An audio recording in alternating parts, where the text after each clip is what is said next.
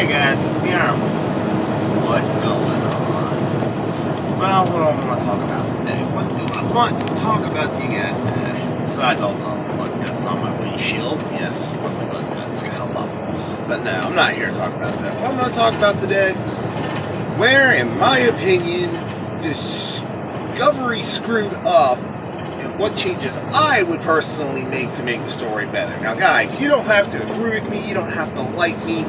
These are just my 2 cents. Take them as you will. If you don't like it, that's entirely on you if you like Discovery, that's all. Now, there are many facets of Discovery I did not like. And, well, I can't cover them all because I'd be talking to you guys for hours. Well, I'm going to tackle the big ones. Where do we start off? We're going to start off with the Klingons because that's a big one that's easy to cover, and the lore master himself, Lore Reloaded, actually gave the best interpretation of how to make the Klingorks we found actually fit. And so this idea is entirely the lore master, and he will be tagged for this video. So lore master, the props go to you on this idea.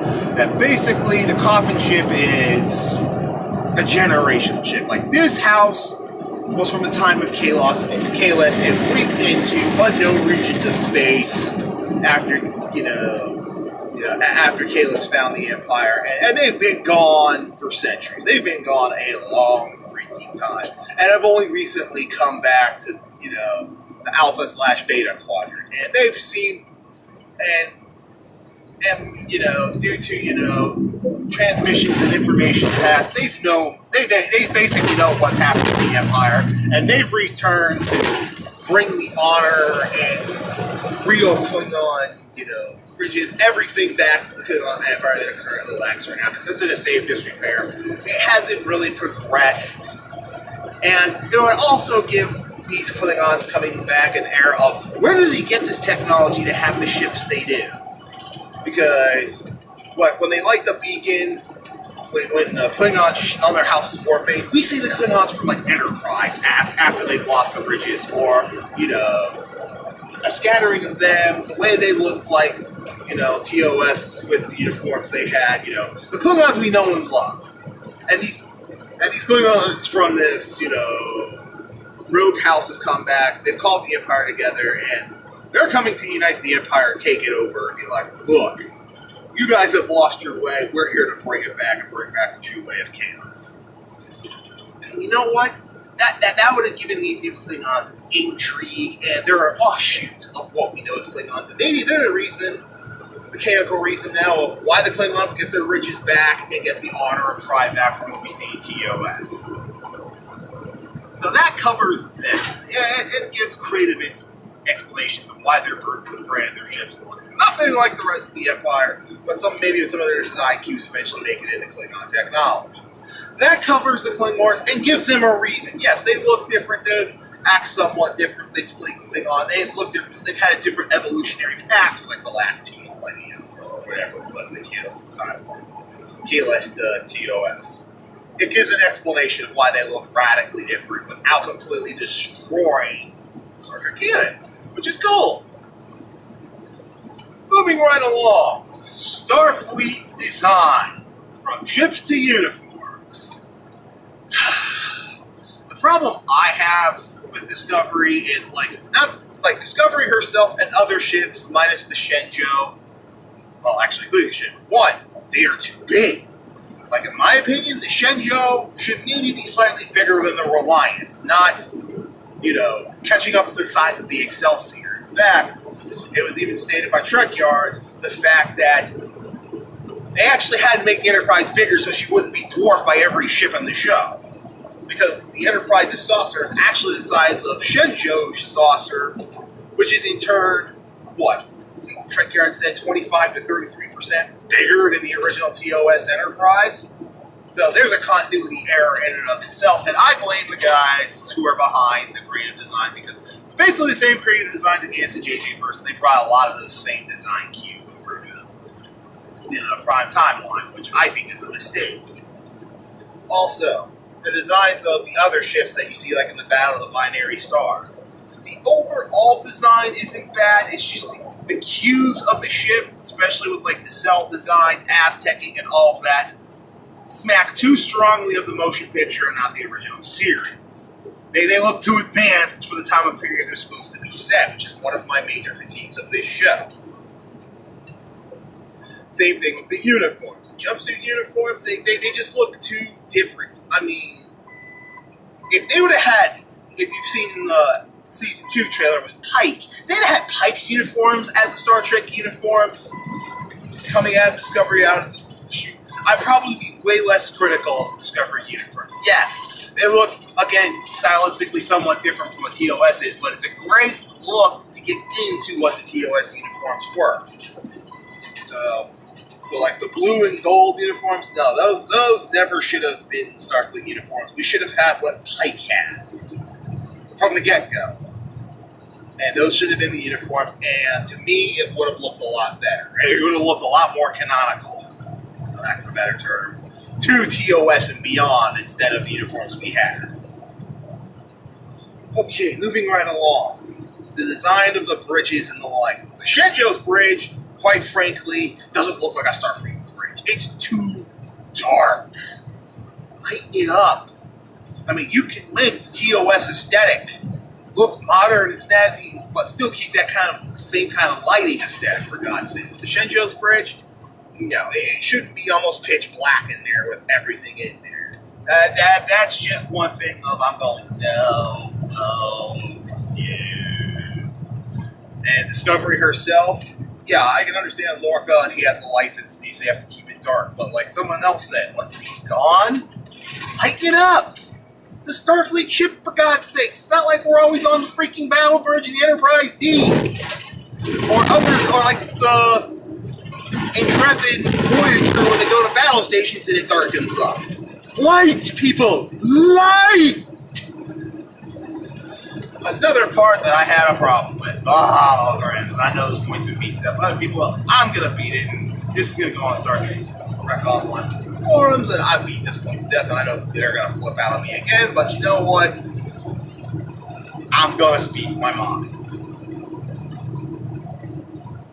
For the love of God, why are there holograms in this era 10 years before TOS? Guys, holograms weren't a big part of ship design till we get to the freaking next generation, the Galaxy, hell, maybe even in the Ambassador class. I don't even know if it was on the Enterprise B, for God's sakes.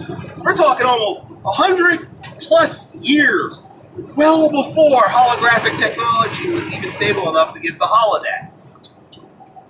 And even then, holographic emitters were only in specific part of the ships, i.e. said holodecks. It wasn't until we started getting into Deep Space Nine and beyond that we actually had holographic emitters in places like sickbay to give us the emergency medical hologram. It wasn't until the USS Prometheus that we had ship-wide holographic projectors. So explain to me how the Shenzhou has holographic projectors around the ship, and the fact that that technology has enough bandwidth in their technology to send a hologram crystal clear, focused, no lag, clear across the freaking galaxy. Hell, Deep Space Nine technology was hard-pressed to do it within the same solar system of holographic technology, or within, a couple 100,000 kilometers of each other. But somehow, Discovery technology can send a hologram clear across the freaking galaxy. No! Go back to the old monitor-style subspace transmissions and stop trying to get cute and fancy. Stop retconning. That's a gigantic major plot hole retcon. As far as the Vulcans go, the whole Katra astral projection, no. I can believe that kind of stuff through the Force in Star Wars. In Star Trek, no. Anytime that Vulcans I have ever seen use telepathy, it has to be tactile. They have to be touching someone. They be using their telepathic abilities. They can't do it across space. I just left part of my Katra. No, that whole thing. No. Sorry. You're definitely stretching Star Trek mythology there to pull that off, and it's just better not done. And it's superfluous if you make the changes to Michael Burnham, which I'm going to talk about later, because you all know how much I hate that character. And for many Star Trek fans, she is universally hated. But I'll get to her. As far as characters, let's go back to the Bridge Ensemble cast. That girl that has the prosthetic that came over from Shenzhou, what's her story? I don't know. Does anybody? Does anybody know who the chief engineer is? Anybody know who the chief medical officer is? I know Saro's the chief science officer and basically doubling his first officer, but we don't know jack about him besides he's the first of his kind in Starfleet. The android-looking chick, black and gray face, kind of looks like a robot. What's her story? I know nothing besides Giorgio, who's dead, Mirror Giorgio, of course Burnham, Lorca, Saro, and Stamets, and the doctor that eventually died, who was kind of having a thing with him. We met the chief of security for all of like 10 minutes. But we know nothing about the crew. Yes, I know you want to have the main protagonist as Burnham. Well and good. Still get to know the freaking crew she has to interact with. We know next to nothing about them. Can you do that? Please. I'd like to know who the crew of the damn Discovery is and what they do, what their jobs are.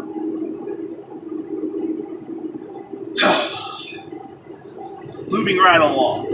Another problem I have is the dynamic of Burnham, Spock, and Sarek. And I think they screwed this up royally. If you want to make it so Burnham's the adoptive sister of Spock, fine. But you don't need to majorly change the character and nature of Sarek to do it. Sarek practically shunned his own son who was half Vulcan. What logic are we dealing with here that he practically dotes and adores Michael Burnham but shuns his own half Vulcan son? I mean, if you want to make it so he feels a responsibility to take care of her, raise her, fine. But have Sarek treat Burnham the same way he treats Spock. He basically cold, logical, and practically shuns her. Have it so Burnham has more of a deeper relationship with Spock. Now, this might give me into a little trouble with Doomcock. Lord Doomcock, I beg your indulgence. Have Spock be the one who more reaches out to her. Yes, I know, shows him to be a little more emotional, but that's okay as a kid. In fact, even though Spock was still highly logical, he did show some level of emotion to the rest of the crew. I mean, he can still be compassionate to Burnham's situation and help her, indoctrinate himself in the Vulcan culture. He can be the bridge. He can be the one that Burnham turns to when she needs help. That would have been an interesting dynamic where Spock really doesn't talk about Burnham because it's kind of a personal thing with him, but, he's her link to Vulcan culture rather than Sarek, and Sarek kind of treats them both the same, so they kind of, develop a mutual camaraderie. So, yeah, they totally screwed up Sarek. And as other YouTube said, the suicide bomber or something, no, that is so highly illogical, it hurts. Oh my God, does that hurt? And it just hurts my mind. It's like, this makes no logical sense for logical people. So, yeah.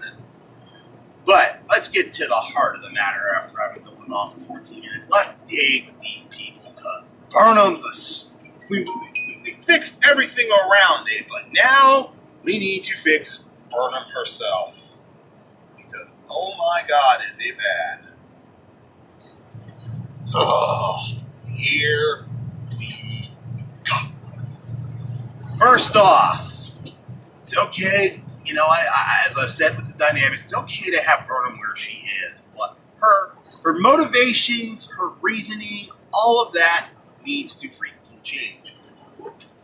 And I will be giving examples. For example, the Vulcan Hello, where they're since I've changed the dynamic of the Klingons, and they finally hook and crook figure out they are Klingons, but Klingons had never dealt before. Burnham turns to her captain's like, look, we're way on the deep end here, and I'm gonna reach out to Ambassador Sarek, because he may have some information on Klingons back on Vulcan that we don't.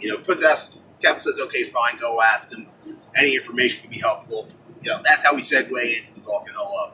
And she reaches out to Sarek, coldly greets her, but, fatherly, kind of like how he does, Sarek does with Spock. And Burnham explains the situation, and Sarek goes, I don't know if this information will help you, kind of like he did, but this is over, just video, not freaking hologram. And he explains the Vulcan hello. And instead of, we need to fire first mentality, Burnham actually weighs her values as a Starfleet officer versus what the Vulcans did originally when they met the Klingons, and tries to find a compromise in between, like a smart, rational, logical human being raised on Vulcan would do. How about we do that?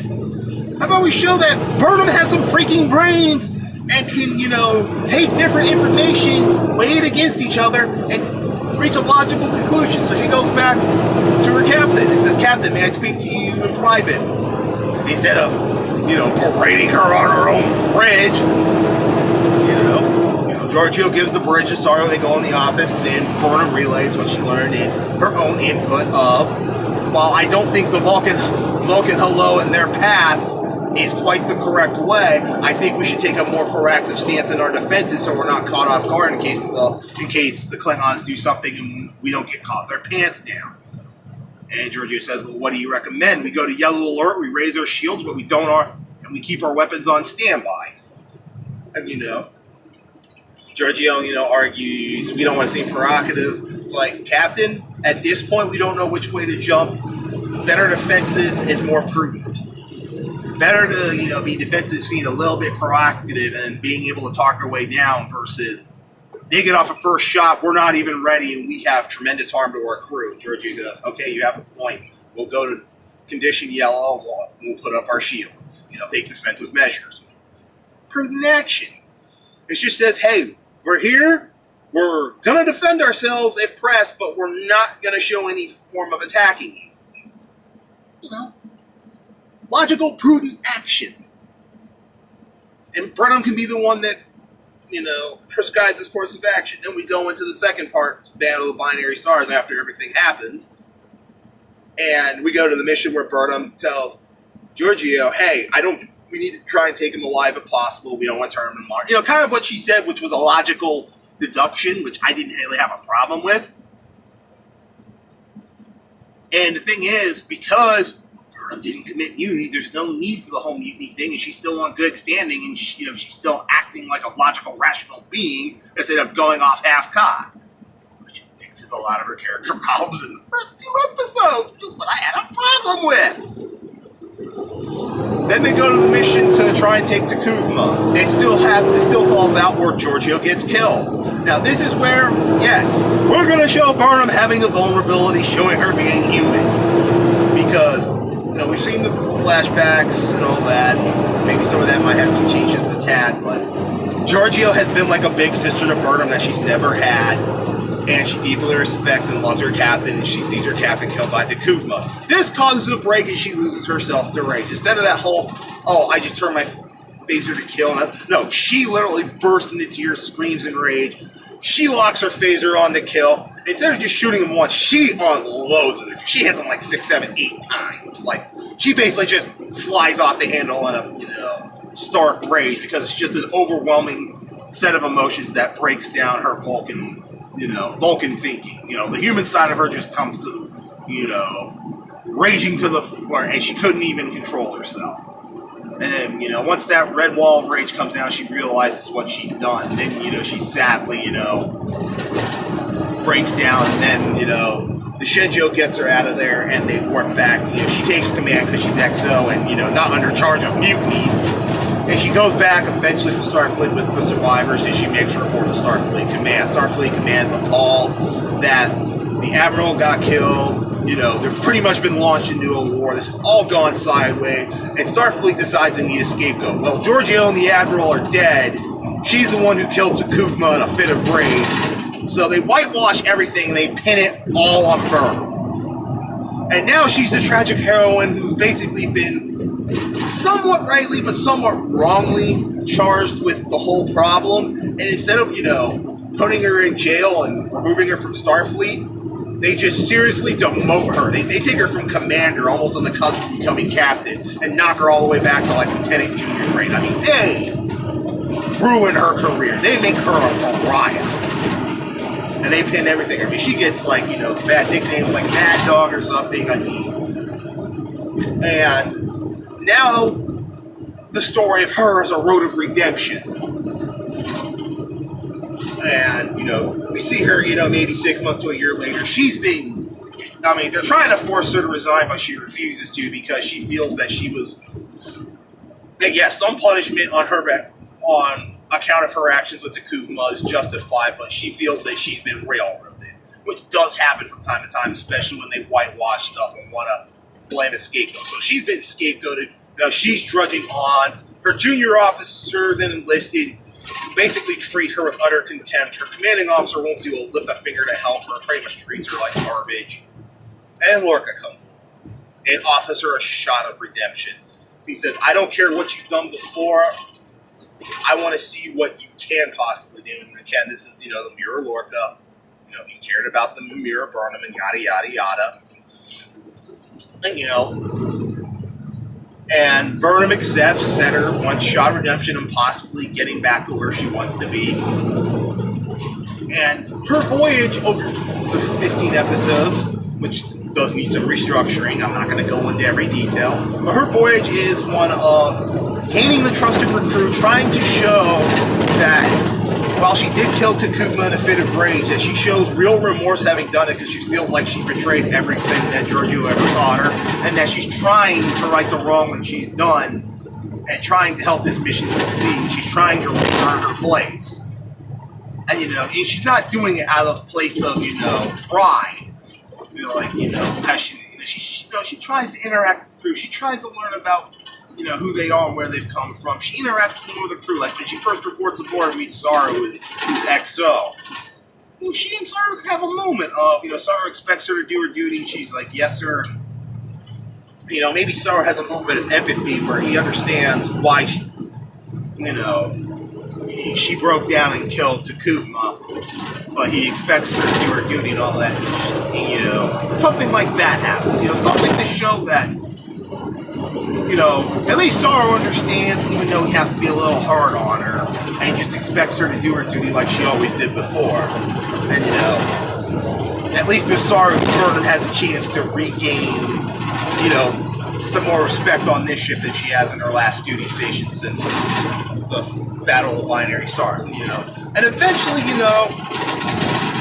through hard work, determination, and the very things that, she once believed in, and for a brief moment when she highly gets, betrayed, she earns her place back. And at that speech she gives when she's being reinstated to commander, and hell, even reinstate her and promote her to captain, after, you show through hard work, dedication to the Federation ideals and recommitting herself to them, that, she's ready to become a captain. She ends up captain of Discovery. But not like, it's a gimme thing. No, she earns it, through the episodes, not just everything's handed her way. Stuff like that. And, in her speech, she begins with, I made a mistake in the Battle of Binary Stars. I betrayed the trust of the captain, and I betrayed Starfleet ideals. It has taken me a long time to come back, and, yada, yada, yada. And I had to recommit myself to the ideals of the Federation, and I believe the Federation should recommit itself. So, blah, blah, blah, blah, blah. The whole, the ideals of the Federation are what make us stronger and overcome, blah, blah, blah, blah, blah. You guys know what I'm saying, but after she's earned being able to say that, you can make her the captain of the Discovery. It's like, You know, we promote you to captain. You know, reinstate you to former rank, and because you know you've done so much to help end this war and do so honorably, we are promoting you to captain, and we are giving you command of the Discovery. And then we have Pike come in, who's the more senior fleet captain, and you know, he assumes command of the Discovery for his mission. He tells Burnham about Spock, and you know, she can have a little resentment because she's temporarily, kind of like Decker, reduced in rank to commander and first officer. You know, we can have a little bit of a rivalry between Pike and Burnham. You know, stuff like that. But anyways, I know I rambled for about 25 minutes, but those are my overall takes of where Discovery went wrong and what I personally would do to fix it. I put my money where my mouth is. Now, if you guys disagree, you're welcome to on the comments below, and eventually, like I said, it's going to go on the Star Trek Online forums in 10 forward, where I think Discovery went wrong, and where, you know, some of my ideas of where they could have, you know, fixed it better. So Burnham would have been, you know, an acceptable character, who could have been a strong, you know, heroine without all the crap that happened in the first season of Discovery. You know, something that, you know, could have been an ideal addition to the Star Trek canon instead of shitting all over it. That's my take. It's the Iron Wolf. I hope you all enjoyed your day, and I hope you all take, you know, stop and think about what would you do? What would you change? Where would you fix the story? Have a good one.